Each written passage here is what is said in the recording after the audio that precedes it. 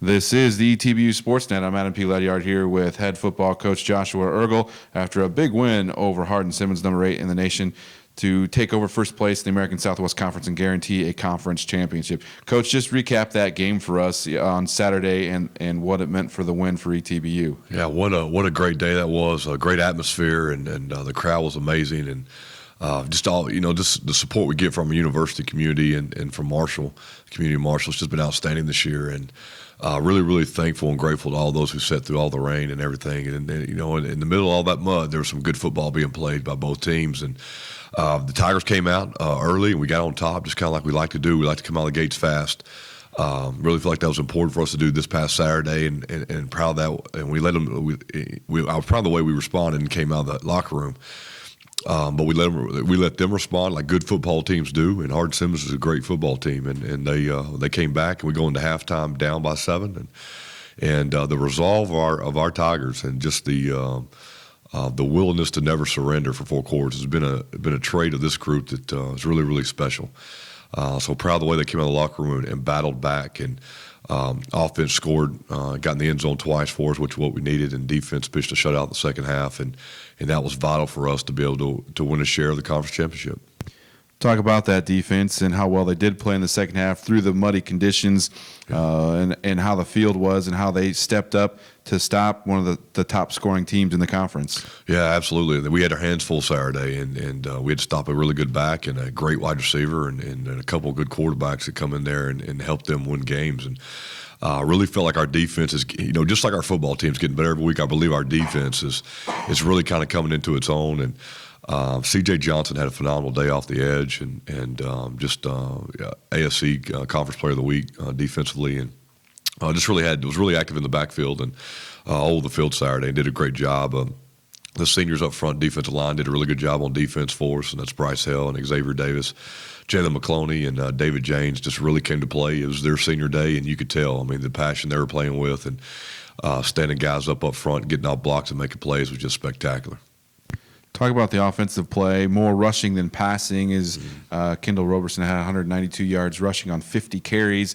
Offensive line came through and, again, played one of the top defensive in the conference, scored 27 points, and come away with the win. Yeah, I think they did a great job. I think what this team's been able to do each week is do whatever it takes to win the football game, and that's been kind of our rallying cry, and that's been what the offense did Saturday. As the rain keeps coming, that ball turns more from a football into a shot put, and it gets very difficult to throw and catch the football. I think we were able to do that at times. Warburton was still 13 of 16 throwing the football, which is amazing in the conditions he was playing in. But Kendall came through for us and ran the football like a champion for 50 times for 198 yards, and really, got key first downs to keep the ball moving and flipping the field, and did a great job. Obviously led by the big-time play of that offensive line. Offensive line's all really young. Pat Griffin was able to come back off injury and start at center, but he's the only senior, and they were playing a senior-led defensive line from Hardin-Simmons and did a really good job of keeping them at bay and knocking some holes in that defense so we could run the football for over 200 yards Saturday.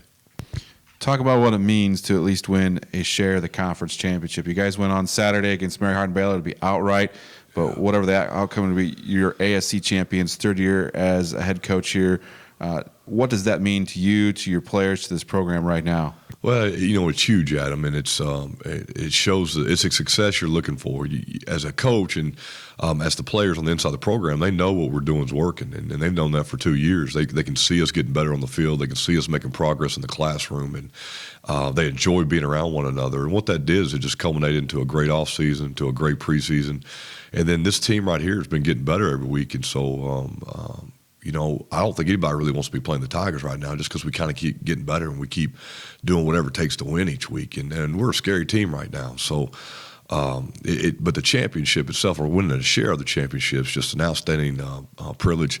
This is the best Division III football playing conference in the country. I'll stand by that. I mean, I won't back down off of that. We play great football down here in Texas, and you throw Louisiana and Mississippi in there, and it makes a war daddy tough football playing conference, and we've had teams from this conference go and make runs in the Division III playoffs for years. And so the tradition of football in the American Southwest Conference is second to none, and to at least share a piece of that championship is a great accomplishment for these young men. Saturday, you'll face Mary HardinBaylor, perennial power in the ASC. You win outright. You win the ASC championship outright. Tough environment going down there to play. Talk about playing Mary HardinBaylor in Belton for the last regular season game. Oh, I mean, it's going to be extremely difficult though. They've only had 3 road games. They're undefeated at home. This will be their 7th home game of the year. It's going to be their senior day. I mean, they're going to be ready to play at home. And going into last week, they were sitting there going to end up in second place, expecting Hardin Simmons to win out. And now with our win, they've got life about them. So we're walking to a hornet's nest. And those young men know how to play the game of football extremely high level. So we'll have our hands full, and it'll be a war of epic proportions, just like what the American Southwest Conference is used to seeing. Talk about the NCAA playoff implications. You win, most likely. We're in. We're not sure because there's no automatic berth this year for the American Southwest Conference. Right. What's ETB looking like trying to get into the NCAA playoffs? Well, we're ranked this week in the D3Football.com. We'll kind of see how the other polls come out and the regional rankings that come out on Tuesday, and we'll see if where we at in those standings. But I know this, Adam. I know that just coaching this group of young men, they're a dangerous group of young men. Confidence is scary, and they've continued to get better and better and better each week. Very proud of their progress. I don't think anybody would want to draw the Tigers in the first round of the playoffs. I really believe we're a playoff caliber football team, win or lose Saturday. But I fully recognize that for us to be outright conference champions and to be the only one sitting there and be 5-0 in the American Southwest Conference, that gives us the best chance to make the playoffs.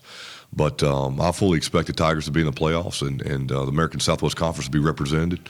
And I think that if the Tigers get in, we'll have as good an opportunity to make a run as any other team in the American Southwest Conference. All right, Coach. Thanks for talking to us today here on the ETB Sportsnet. Thank you.